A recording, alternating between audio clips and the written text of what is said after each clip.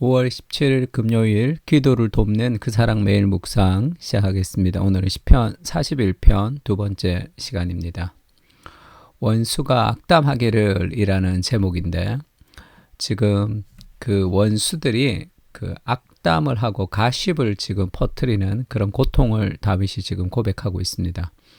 5절에는 나의 원수가 내게 대하여 악담하기를 그가 어느 때에나 죽고 그의 이름이 언제나 없어질까 하며 나를 보러 와서는 거짓을 말하고 그의 중심에 악을 쌓았다가 나가서는 이를 널리 선포하오며. 이 다윗을 싫어하는 다윗의 원수가 이제 악의적인 소문을 퍼뜨리는 거죠.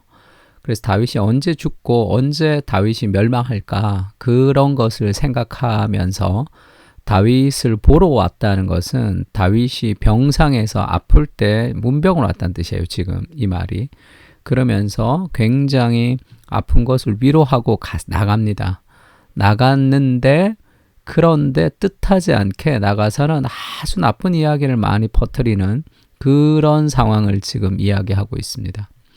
그러니까 지금 이것이 우리를 악담하는, 우리에게 가십을 가지고 우리를 공격하는 그런 사람들이 있을 수도 있지만 그 뒷 배경에는 사탄이 있죠. 마귀가 있습니다. 이것은 마귀의 일이죠, 사실.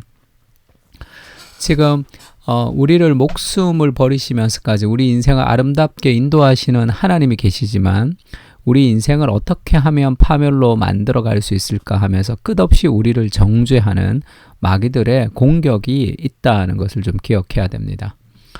그래서 성경에도 스가랴서 같은 데 보면 지금 하나님의 천국의 어떤 재판장이 열렸고 하나님이 판사이시고 검사가 마귀입니다. 마귀가 죄를 고소하죠. 그래서 대제사장 여호수아가 하나님 앞에 있는데 여호와의 천사 앞에 섰고 사탄은 그 오른쪽에 서서 그를 대적하는 것을 여호와께서 내게 보이시니라. 그러니까 그 재판장에서 대제사장 여호수아가 사탄으로부터 고소를 당하는 거죠. 비난을 받고 있습니다. 왜냐하면 지금 3절에 보면 대제사장 여호수아가 더러운 옷을 입고 천사 앞에 서 있거든요. 그러니까 쟤는 형편 없습니다. 쟤는 잘못된 사람입니다. 쟤는 저런 죄를 졌습니다. 그렇게 고소하는 거예요. 마귀가 거짓말을 한다는 뜻이 아닙니다. 지금 우리의 연약함을 파고든다는 뜻이에요. 그게 사실이 아니면 우리가 낙심하겠습니까? 사실이니까 낙심하죠.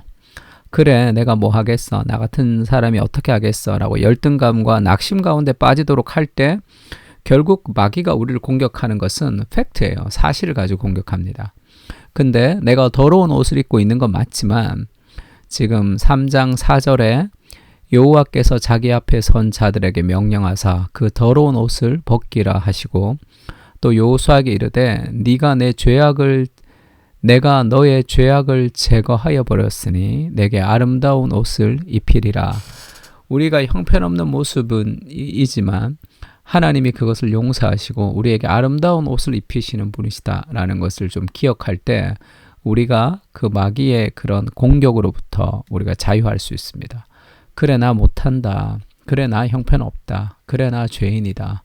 그럼에도 불구하고 하나님이 이런 연약한 나를 통해 아름답게 일하실 것이다 라는 자신의 무엇에 근거를 둔 정체성이 아니라 하나님의 무엇에 근거를 둔 정체성을 가질 때 우리는 이런 마귀의 참소로부터 우리가 승리할 수 있습니다. 그러므로 이제 그리스도 예수 안에 있는 자에게는 결코 정죄함이 없나니 이는 그리스도 예수 안에 있는 생명의 성령의 법이 죄와 사망의 법에서 너를 해방하였음이라 하면서 그리스도 예수 안에 있을 때 우리에게 어떤 정죄함도 없다라는 것을 알고 수많은 어떤 그런 나를 향한 공격, 자신에 대한 열등감, 그런 낙담하게 하는 수많은 생각들이 들어올 때 그리스도 예수 안에서 결코 정죄함이 없다라는 것을 확신할 때 우리가 그런 가십에서, 그런 악담에서, 그런 내 삶의 정죄로부터, 그런 수많은 생각으로부터 우리가 자유할 수 있고 나를 공격하는 수많은 사건과 사람들에게도 우리가 무너지지 않을 수 있습니다. 두 번째는 이렇게 험담을 하고 가십거리를 찾아서 다른 사람에게 이야기를 하는 것은 마귀의 일이에요. 우리가 해서는 안 되는 일이라는 것을 좀 알아야 됩니다. 나를 미워하는 자가 다 하나같이 내게 대하여 수군거리고 나를 해하려고 꾀하며 이르기를 악한 병이 그에게 들었으니 이제 그가 눕고 다시 일어나지 못하리라 하오며, 그러니까 병문안 왔다가 가면서 악한 병이 그에게 들었다. 가장 최악의 상황을 이야기하면서 떠벌리는 거예요. 내가 아픈 것을 보긴 봤지만 그것이 다시 이제 일어나지 못할 것은 아니지만 그렇게 소문을 퍼뜨리는 거죠. 그리고 왜 그런 소문을 퍼뜨렸나 이렇게 물으면 그렇게 보였다, 미안하다, 내가 잘못 봤나 보다 이런 식으로 얘기하겠죠. 그래서 팀 켈러가 이 시편에서 이렇게 얘기합니다. 꼭 거짓 소문을 내는 것이 가십이 아니라는 거예요. 비밀에 붙여야 할 정보를 흘리는 것도 그것도 가십, 잘못된 거죠. 그리고 왜 이런 일을 하는가 하면 듣는 이들이 주인공을 낮춰보게 할 뜻을 품고 누군가의 소식을 전하는 거죠. 그 사람을 약간 무시하는 거, 그 사람에 대해서 나쁜 정보를 흘리는 거. 왜 그렇죠? 내가 더 나아 보이기 위해서입니다. 우리는 다른 사람을 이렇게 낮춰보는 것을 기뻐하는 존재, 그런 타락한 본성을 가지고 있어요. 그래서 제3자, 나와 너가 아닌 제3자가 우리의 대화 속에 끌어오지 않도록 해야 되고, 만약에 제3자가 들어왔을 때는 그 사람을 향한 칭찬이 좋습니다. 제3자 이야기를 우리가 하면서 그 사람에 대한 부정적인 이야기를 하는 것은 별로 좋지 않아요. 그래서 다른 사람 얘기를 하지 않는 게 좋습니다. 그냥 그 사람과 나의 이야기를 하는 게 제일 좋아요. 그래서 누군가의 좋지 않은 소식을 전하면서 그 사람을 좀 낮춰 보이게 하고 싶은 마음, 내가 더 높아 보이고 싶어하는 그런 인간의 본성이 있습니다. 그 교만이 사람들을, 다른 사람들의 말을 좀 비판적으로 하게 되는 거예요. 근데 말뿐 아니라 음색을 살짝 바꿔가 눈을 한번 깜빡이는 걸로도 뒷말은 언제든지 가능합니다.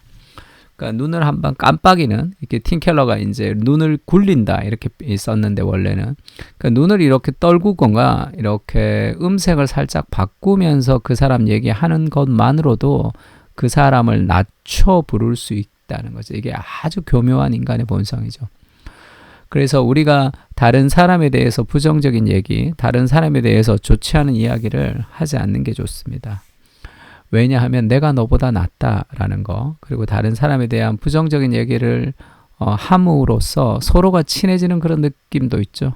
그게 인간의 타락한 본성인데, 이 가십은 뒷말을 해로울 것이 없는 심심풀이쯤으로 여기기도 하지만, 그래서 쉽게 얘기하죠. 직장에서도. 성경은 그것을 시기와 살인, 다툼, 하나님을 미워하는 행위와 동일하게 취급합니다. 가십으로 수군수군 하는 것을 굉장히 위험하게 생각해요. 그러니까 가정을 무너뜨리는 것도 마찬가지고 공동체를 무너뜨리는 것은 다 수군수군, 그 말이에요, 말. 근데 그게 왜 그렇게 심각한가? 누군가를 낮추고 나를 높이는 교만이 그 속에 들어오기 때문에 교만한 곳에서는 연합이 이루어질 수 없습니다. 그래서 로마서 1장 28절에도 이제 하나님을 거부하는 사람들이 가지는 특징을 불의와 추악과 탐욕과 악의가 가득하고 시기와 살인과 분쟁과 사기와 악독이 가득한 자요, 수군수군하는 자요, 비방하는 자요. 이게 가십이죠. 하나님을 미워하는 자요. 이것이 하나님께서 그렇게 싫어하시는 심각한 죄의 목록 중에도 들어가 있다는 것. 그러니까 지금 그럼 우리가 이런 일들을 어떻게 벗어날 수 있는가 하면, 왜 다른 사람을 무시하고 나를 높이는가 하면 내가 누구인지에 대한 정체성의 올바른 개념이 없기 때문에 누군가의 비교를 통해서 내가 높아져야 되고 다른 사람이 낮아져야 됩니다. 그러니까 인간의 본성이죠.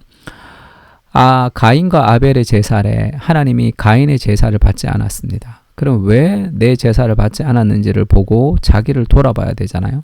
근데 가인은 아벨을 죽이는 것으로 그 문제를 해결하죠. 그게 인간의 본성이. 나를 돌아보지 않고 상대방을 공격함으로 이제 자신의 무엇을 찾고 싶은 거죠. 복음은 그렇지가 않습니다. 우리가 약할 때에 너희가 강한 것을 기뻐하고 또한 이것을 위하여 구하노니 곧 너희가 온전하게 되는 것이라.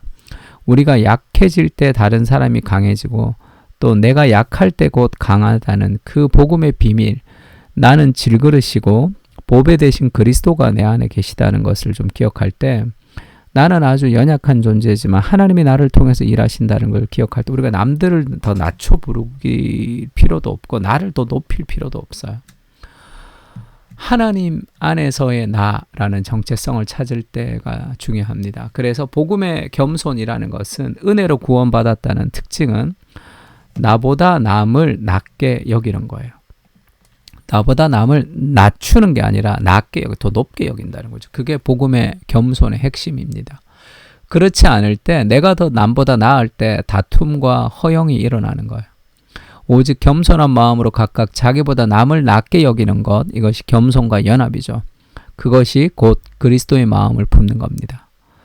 너희 안에 이 마음을 품으라 곧 그리스도 예수의 마음이니 어떤 마음이죠? 그는 근본 하나님의 본체이시지만 동등됨을 취할 것으로 여기지 아니하시고 자기를 비워 종의 형체를 가져 사람과 같이 되었고 자신을 낮추시고 자기를 비우시는 그리스도의 마음을 품으라는 거죠. 은혜는 우리가 다른 사람을 더 낮게 여길 수 있는 그 복음의 정체성을 가질 때 우리가 그렇게 가능할 수 있습니다. 기도할까요? 나를 향해 악담을 하고 낙심시키는 수많은 사람들과 그 뒤편에서 조정하는 마귀들의 참소를 그리스도의 보혈과 은혜로 막에 서게 하시고 주님의 사랑이 여전히 내 안에 있음을 신뢰하며 복음의 정체성으로 나보다 남을 낮게 여기는 복음의 겸손을 허락하여 주시옵소서. 그리스도의 마음을 따라 살아가게 하시고 주님으로 당당한 정체성을 가지게 하옵소서. 아멘. 우리 기도하면서 우리 가십의 문제에서 이 복음 안에서 우리가 자유롭게 해달라고 같이 한번 기도했으면 좋겠습니다. 다 같이 기도하겠습니다.